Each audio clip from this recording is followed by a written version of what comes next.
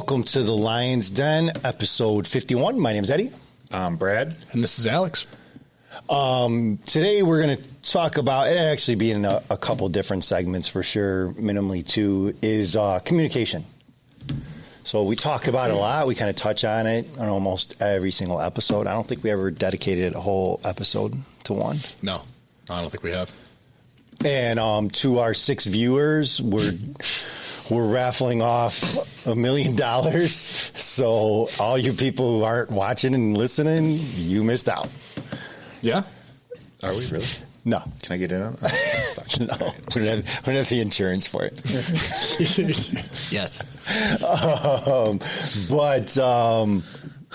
So kind of wanted to start with the, communication means a lot of different things to a lot of different people. I wouldn't say communication was ever been great with mankind. No. I would definitely say we're probably at an all-time low right now. As a society, we're just really, really, really, really bad at it. I would say sincere communication. I think we hide behind communication through social media and things like that, like public platforms where it's not really conversation, it's more statement and reaction. Well, so that's kind of what we're going to get into is first and foremost, what do we mean by communication? Communication is over these next couple of episodes is, two-way. So it's not just communication with yourself or just kind of getting your messaging, your voice out there. So a good way of looking at it, like political communication, is not what we're talking about. So when you're just kind of saying your whole side and spewing your BS and nobody can intervene or challenge it, that's not communication, although that is a form of communication. Right. So the communication we're talking about is dual, two sides to it, both people exchanging. And the reason why it's important to define it, because the other that we just talked about is really predominant. I see a lot of people sharing, and, we're always faith-based, especially when it comes to faith. I see that a real lot. Even young going into church or whatever. You're saying you see the first type as far as like the... Just where you're kind of messaging, I guess would be a better form. Got it. So you're saying when tied to religion, you see that. Yeah, just kind of like, somebody's at the, at the pupil. I forgot what it's called. Pupil? Pupil. Puppet? Definitely not puppet. And it's definitely not pupil. I really don't. Whatever it is, papal, I think it is. Tomato. I could be wrong, but at any rate, they're out there. I really don't even know what he's talking about. I was just going for the pulpit. Yeah, we got there. Yeah, it was a combination of all three. Yeah. If you put all three of those wrong ones together, we got the right one. That's right. We are communication. So that was communication in its beauty. But yes, when you're just kind of messaging and you're not getting return.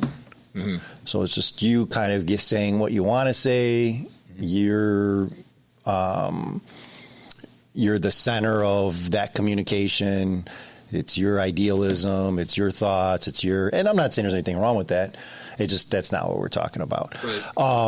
And the problem becomes when there's too much of that, you start, and honestly, it's kind of a good point because I do certainly think that happens with religion, is when it's you talking all the time, you're not getting any of that return, and your head gets kind of blown up, and you start thinking you're the be-all, end-all, and you know it all. Ego comes into it. All that stuff. We get self-righteous, all those different things. And again, we're seeing that a lot of, we see it in our news, we see it in our politics, we see it in our relationships, we see it on the sales floors, we see it, all over the place. So one, kind of want to touch on why you guys think that is. So why do you think communicating between each other has kind of regressed into that? Because I think communication is difficult, and I don't think anybody's malicious with it. I think it's like anything else we talk a lot about. It's the path of least resistance. So when it's communication like that, it's the easiest way to do it because there's no vulnerability to it. There's no way for you to open yourself up for there to be a disagreement or an opposing opinion. Where the latter being obviously what we think is communication is an open discussion, people having the ability to express kind of how they feel and being open to different ideas. I think that's why people do mostly why it's so successful is because people avoid the confrontation. So when you have people that are in a position to maybe, let's say, have a voice to be heard, they have the ability to kind of come from that angle of preaching or telling you how things should be without allowing any reciprocation. And I think it's welcomed because most people don't take that difficult route of having that confrontation and being difficult, being a black sheep and having a voice. Brett? I think some of it's fear. You can push a narrative, and if there's no physical person there to rebuttal, I think people are scared of that. They're scared of that back and forth. And I think, fear is really the driving force of, I'm just going to keep pushing this and saying this and doing this because nobody's stopping me. Social media makes that easy, and internet apps, all of it makes it super easy. So I think it's just fear and keyboard warrior kind of mentality, I guess, of just being able to say whatever, put it out there, but never not see somebody take it in. Whereas if you were having a conversation face to face, there's that interaction, there's that back and forth, there's that, you can see somebody's reaction, you can, might show a little sympathy for the terrible things you said, like when you see somebody's reaction to it. Right. Makes it easier to say horrible things because there's nobody in that moment judging you. Right. I guess. So I think you're both 100% right. Fear, and you were kind of saying... She's staring at me blankly, everybody. Yeah. I was saying that with communication, it's the path of least resistance. So for people, they preach instead of having that communication because then there's no reason to open up and be vulnerable. So vulnerable. So I think those are both really key points to it. The fear and the vulnerability. I guess I would assume that's nothing new, and it's probably been around forever. Do we all agree that it's probably as bad as, I know for me, I see it as being as bad as I've ever seen in my lifetime. Do you guys see it that way yourself? Yeah. I see it personally. I see it professionally at work. We talk about it all the time. Meeting new people, some new people coming into our dealership specifically with some things changing in the marketplace. And it's like new relationships and getting to know people. Like I've never seen people on the defense so much in my entire life, like just with a wall so high up, ready to not get to know you. I've never seen it like this. It's interesting you say that. I noticed that even in my field, so I'm getting a lot of new customer base, people that have bought houses, first-time home buyers. Yeah. And, I go to provide a service. I have a service-based business, and I show up to their house, and it's like they don't even know how to act. Yeah. A lot of it is just kind of like, we know you're here to do something, we're not sure what, but we're going to run and hide in the other room. Whereas most of my customers interact, they want to kind of follow me around, see what I'm doing, chit-chat. It gives me the opportunity not only to explain what my company is, what we do, and then whatever repairs and stuff are needed, I can, show them, in real time, like, hey, this is what causes this and whatever. Whereas I'm finding myself having to chase people down in their own house, or a lot of times it's like, hey, the house is open, we're gonna go get coffee. Like you just well, no, it's the weirdest thing to me. Interesting, but it's interesting you bring that up because I've actually just had this conversation with the girl that runs my office. It's just people, they're just so strange now to me. So to both of your points, because again, I obviously we all agree that it's progressively getting worse. So we all kind of agree that vulnerability is a big part of communication and the resistance to it. And then the reciprocation, the fear, which I guess those go hand in hand. So why now?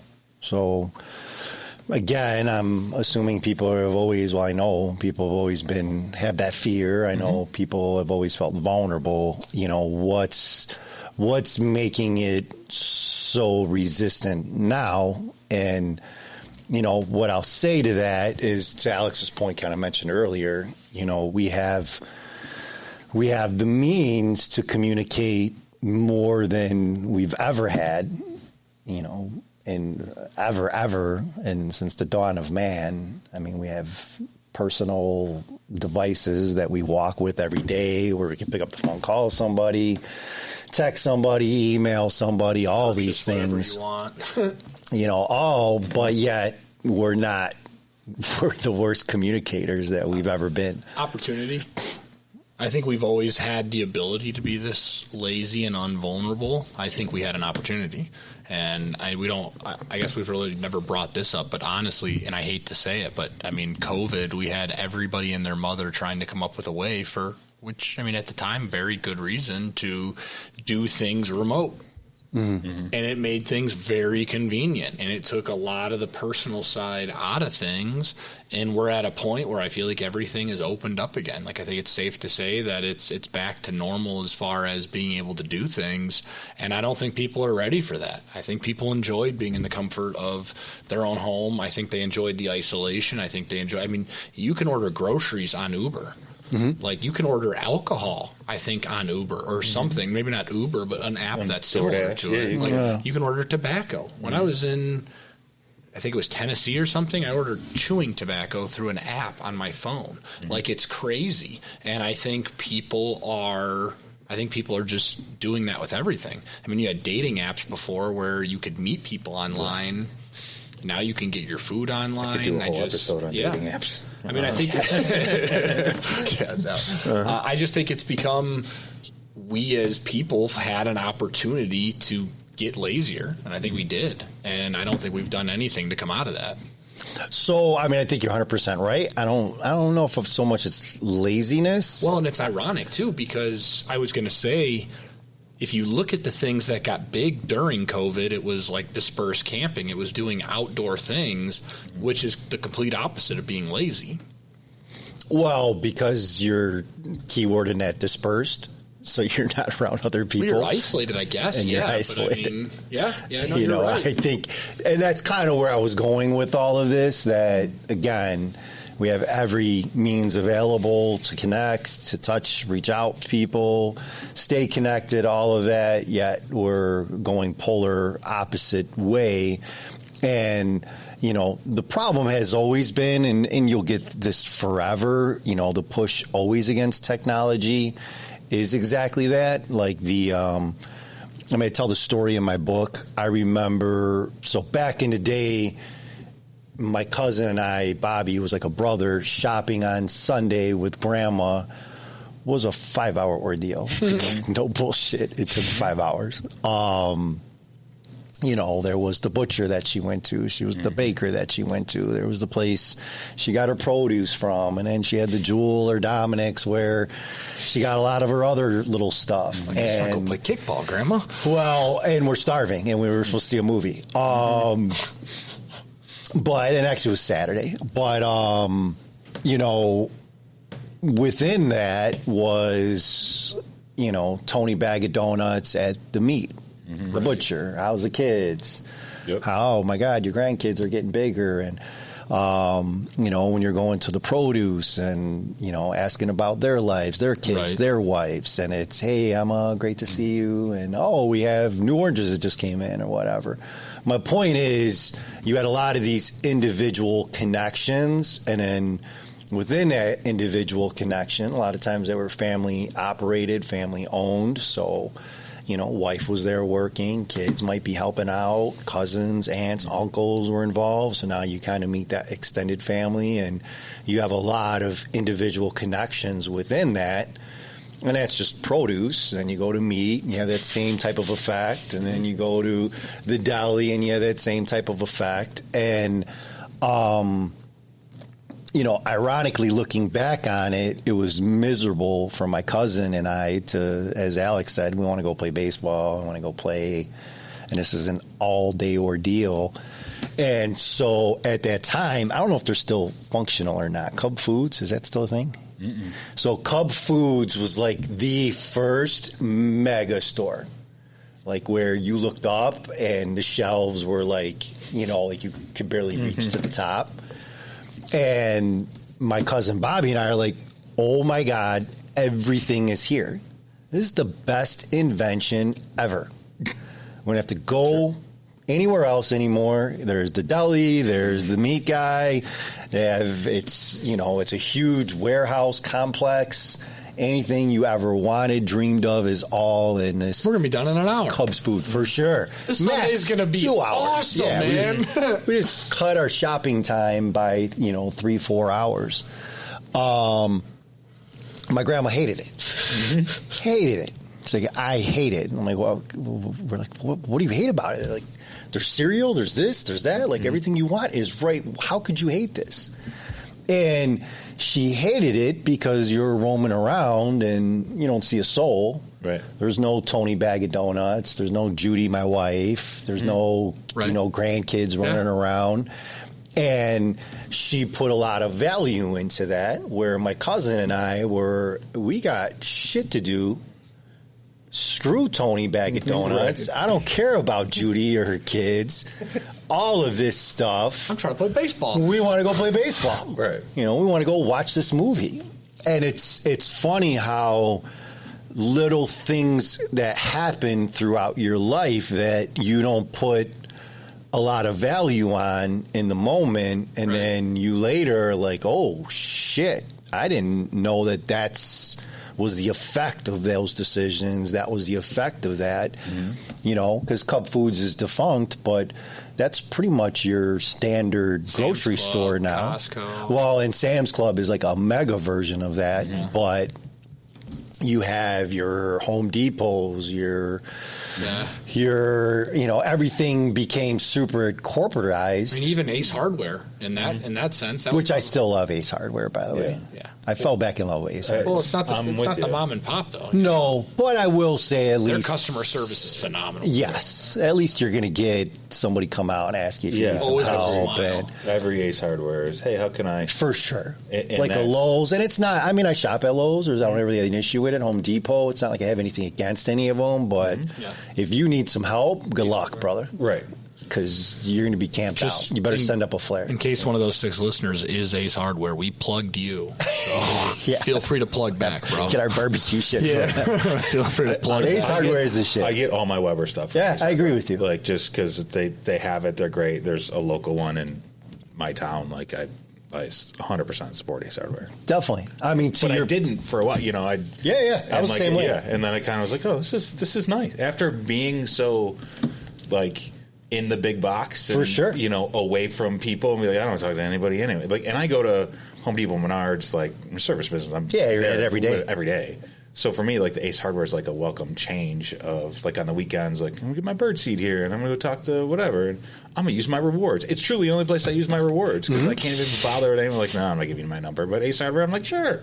No, and to that point, I was just like you because again, Lowe's, Home Depot, everything's there. Like, they got it. Yep. Like, if you're looking for some shit, they more than likely got it. Ace, I'm not so sure if they got it or not.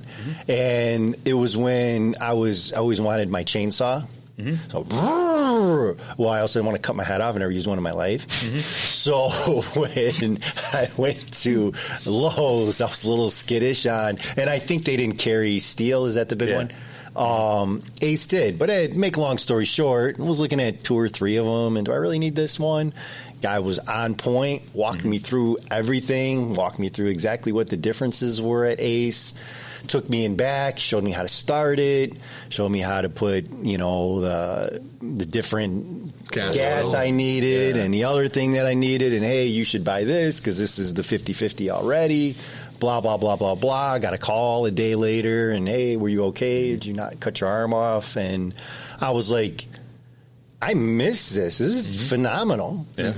And since then, anything like you said, my Weber grills, I've gone through there. And you go to your garage and like, shit, do I need anything else? Just because you feel compelled to do business. Absolutely. So now it's kind of like if Ace has it, that's 100%. I want to support that, even if it costs more. Agreed. It's not like I don't even like price. It's like I just would rather give them money so they stay around. Mm-hmm. Absolutely. And again, I wonder, and I'm sure people that shop there, know that's why they go there, but. Point being, I don't know if Ace Hardware is as successful as Lowe's, Home Depot, any of that stuff. Like I was saying with my grandma, you never, first and foremost, you forgot that, number one, you're losing that communication, which, communication / connection. And that's really what it's about when we're talking about all this. When you're communicating, you're connecting with somebody. Right. So first and foremost, you lost that connection. Even almost just as importantly, those places are all out of business now. They don't exist anymore. You know, everything is corporatized. It's all big business. The problem with that is when you raise prices, they don't know Grandma Emma that now has to pay 50 cents more for a pound of ground beef, where I really want to do that to our customers. And I'm not saying that on some level there isn't a concern with that. I just think it's very, very, very distant. Absolutely. Whereas before it was very connected. We even noticed that kind of where we're at. Yes. I mean, we're in a company that started as 2-3 stores. It's now, 10, 12, whatever it may be. And again, there's certainly that importance of everybody wants to take care of customers. But you see that the ideology of it somewhat changed because you start getting so big that, how do you maintain that, which they certainly want to do. It's not like there's not a desire to do that.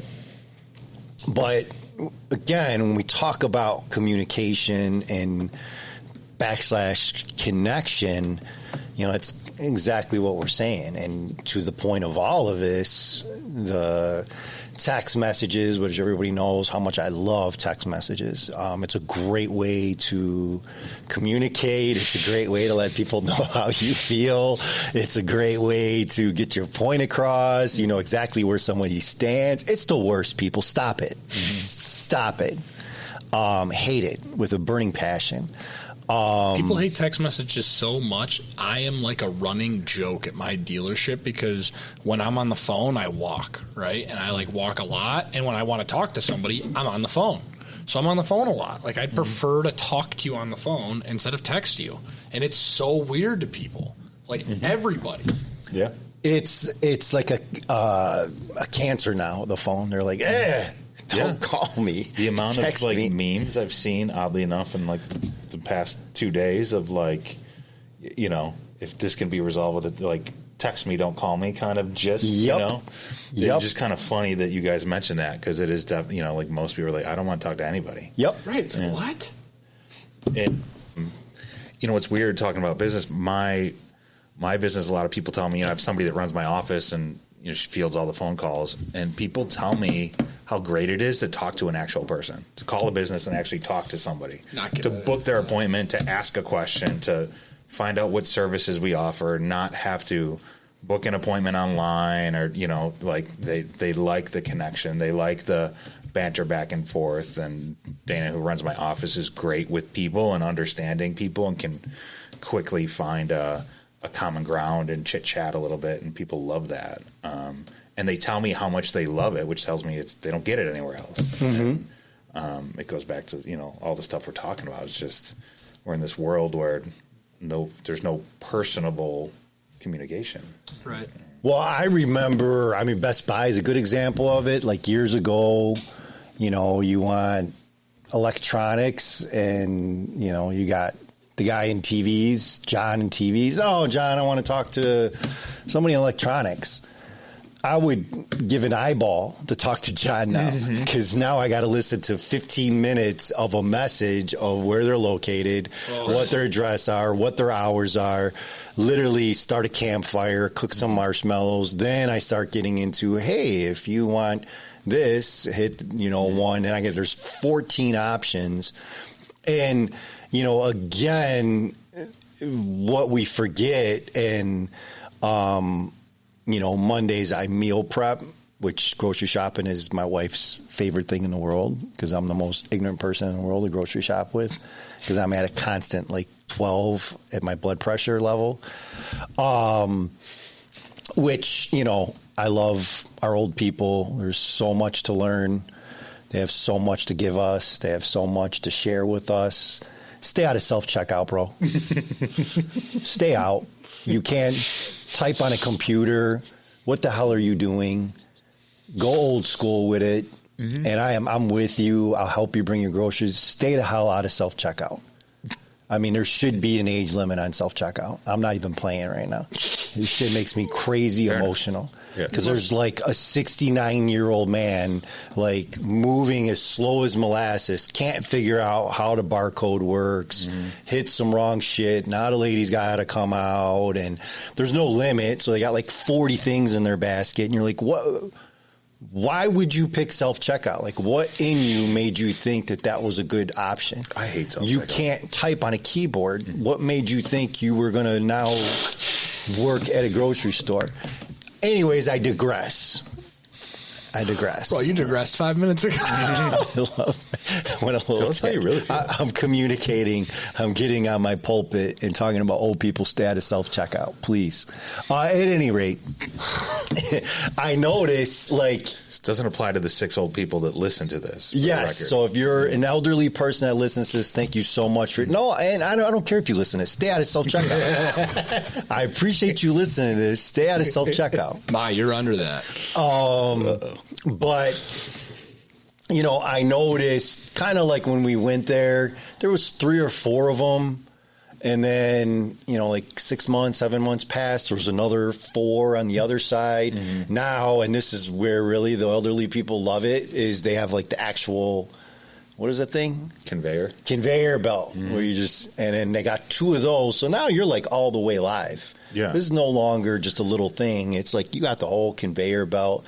And once again, that's people. So you have all of that shit going on. There's 1 person at a cash register. Maybe 2. I hate self-checkout. Me too. I understand from a business sense why they're doing it, because I understand how difficult it is to get employees. But I don't work at a grocery store. Like, you're not getting paid to check out my stuff, you know. So agree with that. And honestly, even from a business perspective, because Old Man River can't get the tomato down the conveyor belt, right. That lady's having to come here every 5 seconds to help them. Right. That's somebody that could have been at a register. Are you really saving any money? Because now you're holding back people. Mm-hmm. I've literally have watched people be like, I'm out. Mm-hmm. Leave their shit and just go to their car because they don't have the patience for it. So, and let alone, I'm not even getting into, 100%. I could imagine there's a shit ton of theft and all kinds of other stuff that probably goes along with it. But where I'm going with this is that's no longer Judy at the cash register. Right.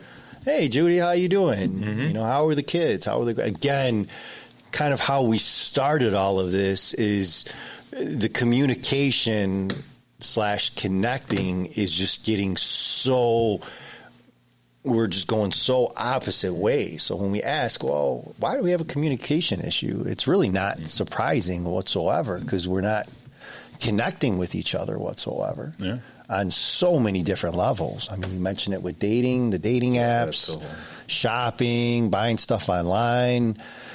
COVID just kind of amplified all of that, where not only were we not great at it in the first place, now we kind of got into our own comfort zones. We're a little weary of people. We're a little afraid of people.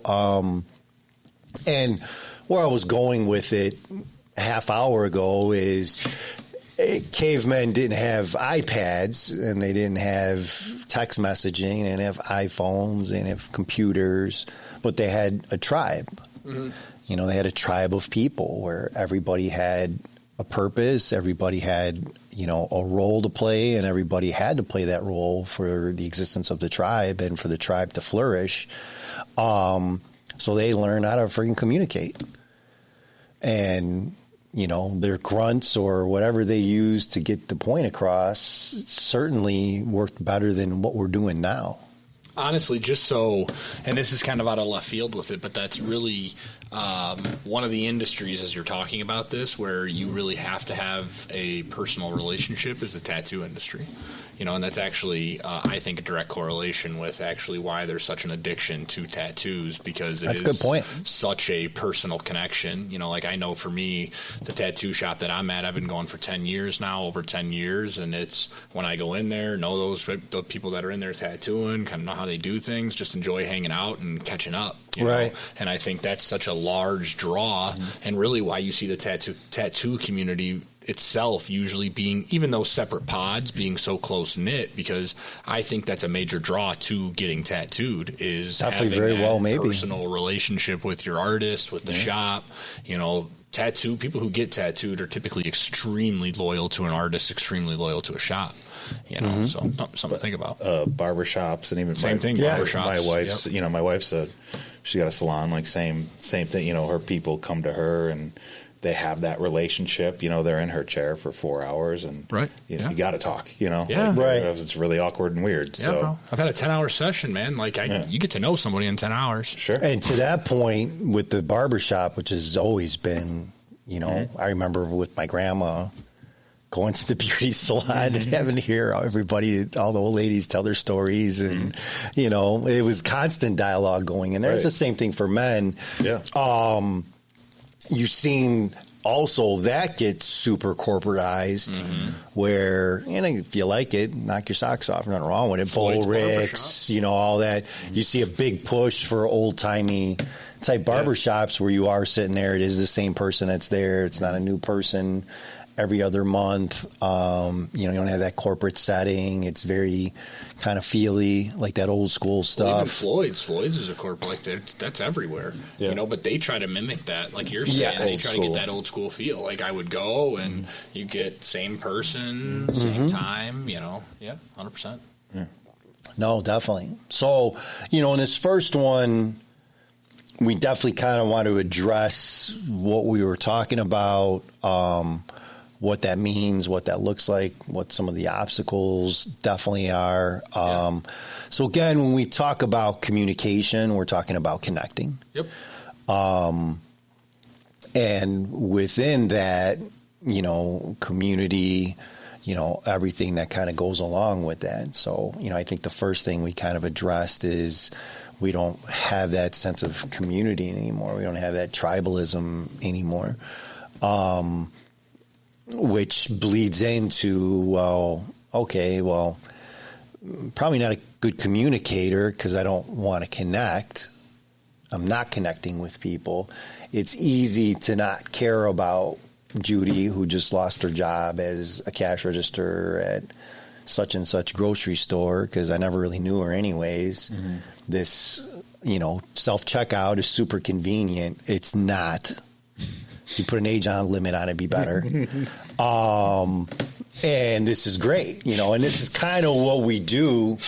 We keep, I only have so much time. I'm super, super busy, and I'm a super important person. So I want all these things of convenience that are going to make things happen faster. And dating was like that. Online dating's a big, you don't have to, the allure to it, and luckily I missed it, but the allure to it was, hey, I don't want to have to be at a club or a bar or wherever else, I have a chance to connect with somebody, and now it's become booty pics. That was the intro to